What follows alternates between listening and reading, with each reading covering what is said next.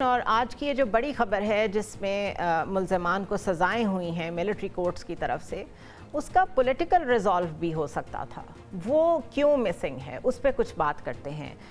ہم نے دیکھا مدرسہ رجسٹریشن کے معاملے پہ بہت سخت ٹینشن ڈیولپ ہوئی، JUIF مولانا فضل الرحمان کی طرف سے بہت سیریس باتیں کی گئیں، گورنمنٹ کو انہوں نے بہت کچھ کہا، پریزیڈنٹ کو بہت کچھ کہا، اور آخر کار اس پہ بریک تھرو ہوا۔ ان کے جو بھی معاملات تھے ان کو ریسپانس دیا گیا، وزیر اعظم ہاؤس کی طرف سے بھی، پریزیڈنٹ ہاؤس کی طرف سے بھی، اور اس کو ریزالو کرنے کی میکسیمم کوشش کی گئی۔ یہ اس چیز کی ایگزامپل ہے کہ اسٹیٹ کے پاس بہت سپیس ہوتی ہے معاملوں کو پولیٹیکلی ریزالو کرنے کی، صرف پولیٹیکل ول ہونی چاہیے۔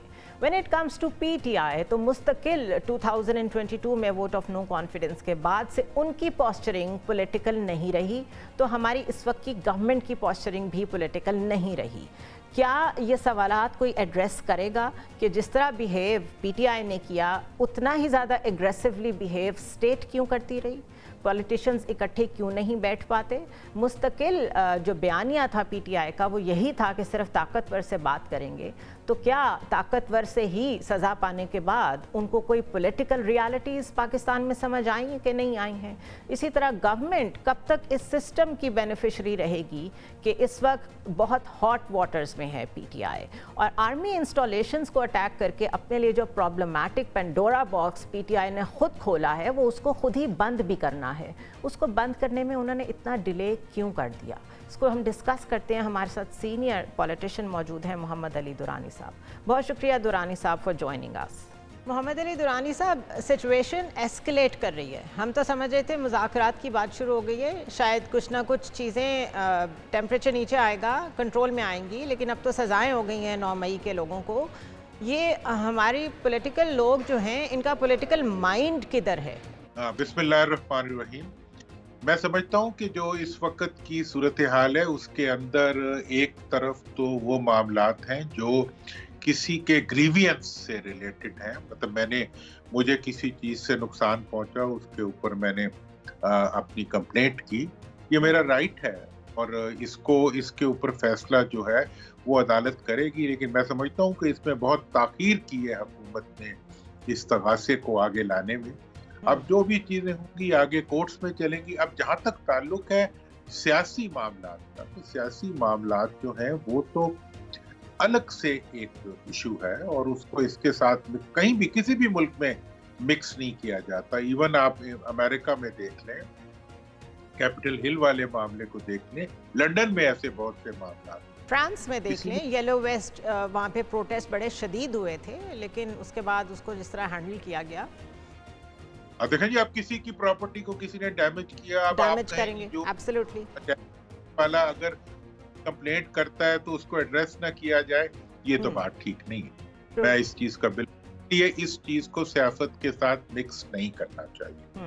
اب جہاں سیاسی معاملات کا تعلق ہے اس کے بارے میں بہت کلیئرلی سمجھتا ہوں کہ اس وقت جو پاکستان کو چیلنجز درپیش ہے اس میں ہمیں ہر صورت میں ریکنسیلیشن کے ذریعے حکومت کو ایک ایسا مفاہمت کا ایٹماسفیئر کریٹ کرنا چاہیے جس میں بات چیت شروع ہو، اور اس میں وزیر اعظم کو آگے بڑھ کے ایک پیش قدمی کرنی چاہیے، اور قیدیوں کو رہا کرتے ہوئے ان کے ساتھ بات چیت کریں۔ اور ٹھیک ہے، اگر کوئی مقدمات چل بھی رہے ہیں تو کوئی ایشو نہیں ہے، ان کو ECL ڈالا جا سکتا ہے، they'll be here in Pakistan. لیکن جو پولیٹیکل لوگ ہیں ان کو آپ جیلوں میں بند کر کے ریکنسیلیشن کے پروسیس کو آگے نہیں بڑھا سکتے، وہ کرنا پڑے گا۔ اور یہ پہلا، اس کے علاوہ کوئی کنڈیشنالٹی نہیں ہونی چاہیے۔ ایک ہی کنڈیشنالٹی ہے، اور یہ تاریخی طور پہ ہے، یہ مذاکرات اور مفاہمتی عمل کا ایک بلٹ ان انیشیٹو ہے جو لینا بھٹو صاحب نے شروع کیے۔ تب بھی یہ کہ جب بھی ہوتا ہے، جب آپ مذاکرات دنیا کے اندر آپ چلے جائیں جہاں جنگیں بھی ہو رہی ہوتی ہیں، وہاں بھی وہ آمنے سامنے بیٹھ کے بات چیت کرتے ہیں۔ کسی کو پنجرے میں ٹانگ کے آپ کہیے ایک پنجرے میں رہے گا اور دوسرا فریق جو ہے وہ وزیر اعظم ہاؤس میں رہ کے بات کرے گا، تو یہ تو نہیں ہوگا، یہ نہ ہی سمجھنے والی بات ہے، نان سٹارٹر ہے، یہ نان سٹارٹر ہے۔ اس لیے بٹ ہیئر آن آپ کے پاس آپ کے خیال میں آفر کرنے کے لیے ہے کیا؟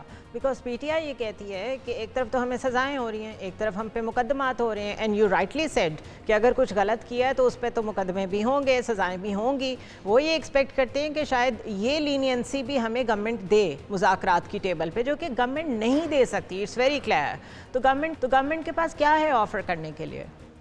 دیکھیں، میں تو بڑا کلیئرلی کہہ رہا ہوں کہ گورنمنٹ اگر آفر نہیں بھی کر سکتی، اپوزیشن پارٹیز جو ہوتی ہیں وہ بعض ایکسٹینڈڈ ڈیمانڈز بھی کرتی ہیں، وہ بعض ایسے مطالبات بھی کرتی ہیں جو بہت ریئلسٹک نہیں ہوتے، لیکن اس کے باوجود جب آپ نے بات آگے بڑھانی ہوتی ہے، مطلب میں اس وقت یہ پرپوز کروں گا کہ آپ بانی پی ٹی آئی کو رہا کریں، اور ان کے ساتھ جو ان کی مین لیڈرشپ ہے جو اس وقت جیلوں میں ہے، اور جو ان کے وہ کارکنان جنہیں آپ نے پولیٹیکلی بند کیا ہوا ہے، ان کو نکالیں. ایون اگر دوسرے مقدمات میں بھی ہیں تو کوئی ملک سے تو نہیں بھاگے گا نا. UCL میں ڈال دیں ساروں کو، ان کو باہر لا کے آمنے سامنے بیٹھ کے آپ مذاکرات شروع کریں، اور یہیں سے مذاکرات شروع ہو جائیں گے. اور اس وقت کی دیکھیں، دنیا کی جو چینجنگ سچویشن ہے اس وقت، وہ ہمیں ڈیمانڈ کرتی ہے کہ ہم ایکسٹرنل پریشرز بہت آنے والے ہیں پاکستان پہ، اور اگر ہمارا اپنا ہاؤس ان آرڈر نہیں ہوگا تو ہم اس کو کیسے فیس کریں گے؟